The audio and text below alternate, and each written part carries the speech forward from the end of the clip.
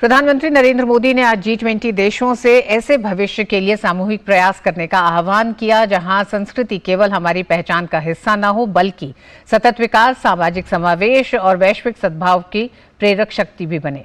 PM Modi Varanasi में G20 देशों के संस्कृति मंत्रियों की बैठक को वर्चुअल माध्यम से संबोधित कर रहे थे। वाराणसी में G20 के संस्कृति कार्य समूह और संस्कृति मंत्रियों की बैठक को प्रधानमंत्री नरेंद्र मोदी ने शनिवार को वीडियो संदेश के जरिए संबोधित किया। प्रधानमंत्री ने कहा कि विविधताओं से पूर्ण विश्व में साझा सांस्कृतिक धरोहर पूरी दुनिया को एक सूत्र में बांधती है। पीएम मोदी ने पृथ्वी पर प्राचीनतम शहरों में से एक और अपने संसदीय क्षेत्र वाराणसी में प्रतिभागियों का स्वागत करते हुए कहा कि गंगा के तट पर बसा यह शहर संस्कृति, कला और परंपराओं का संगम होने के चलते इस बैठक के लिए उचित स्थान है।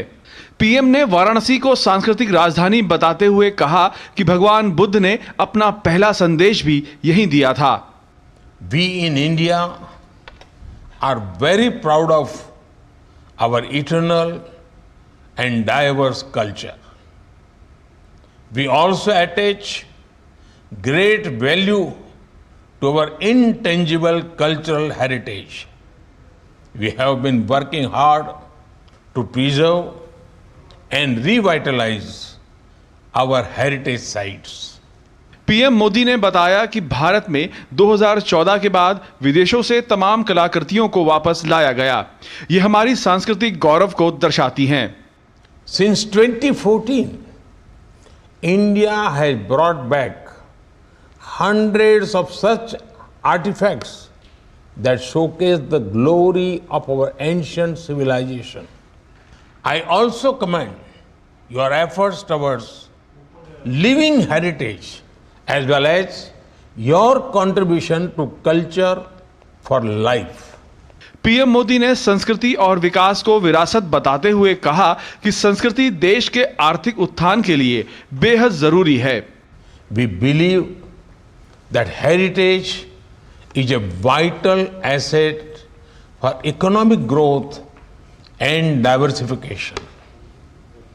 This is accord in our mantra विकास भी, विरासत भी, development as well as heritage. प्रधानमंत्री ने अपने संबोधन में कहा कि संस्कृति कार्य समूह की बैठकों के हिस्से के रूप में हुए विचार विमर्श तथा G20 की प्राथमिकताओं पर आधारित वेबिनार उल्लेखनीय तथा प्रेरणादायी हैं।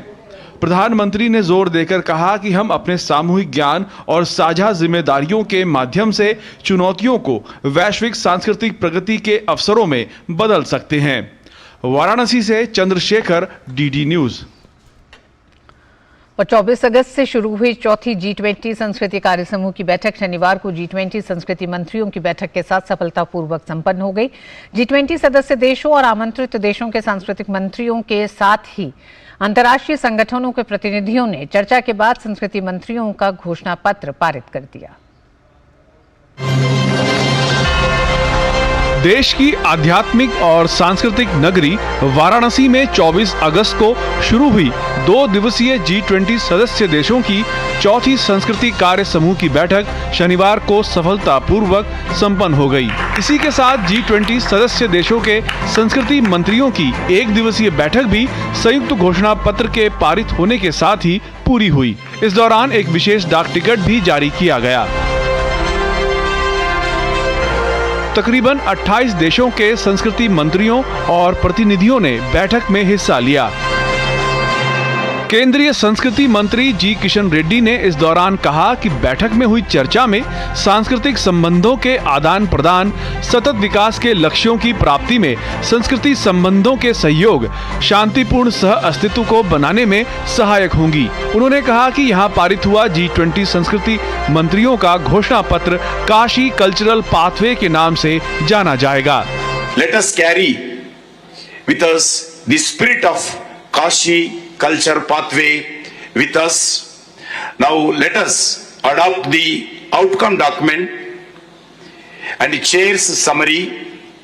We have endorsed and the terms of reference of the culture working group, one earth, one family, one future, that is Vaisnaika Kutumbam. केंद्रीय मंत्री अर्जुन राम मेघवाल ने भी बैठक में हिस्सा लिया।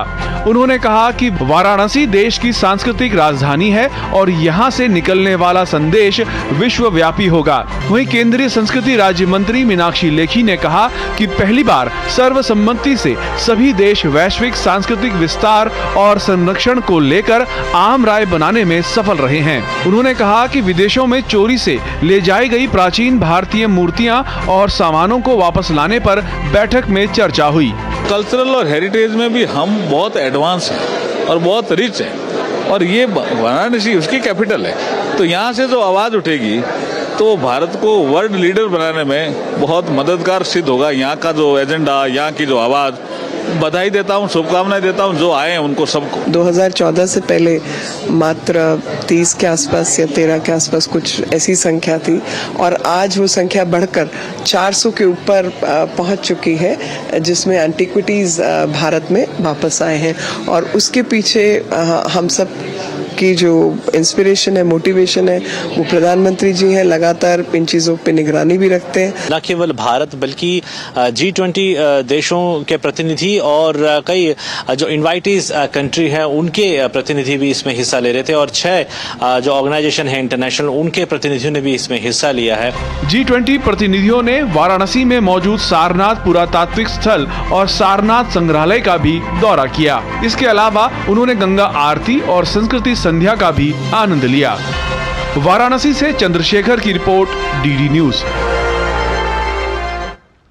और न्यूज नाइट में वक्त एक छोटे से ब्रेक का। होंगे बच्चे स्वस्थ भले भूलेगा बचपन, इन्हें पिलाओ मुगली घुट्टी 555। You got to be careful. बारिश है, सड़कें बदलेंगी। Switch to Seat. बेटा change soon. It's monsoon.